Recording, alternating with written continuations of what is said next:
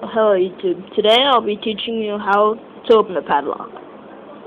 First, what you want to do is stop at your first number, mine is 14. Okay.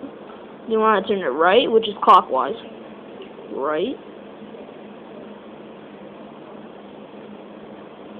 Right again. This is to reset your lock. Okay. Now, after that, here's the second step. You want to turn left. One full time.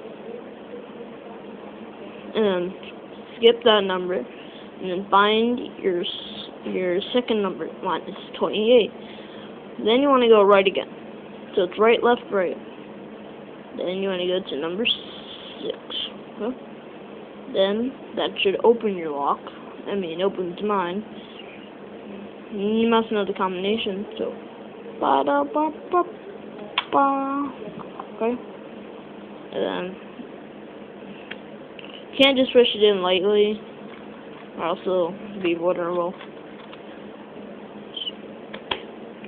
Yep, then do that. Make sure no one gets in. Yep, that's pretty much it. Yep, bye guys.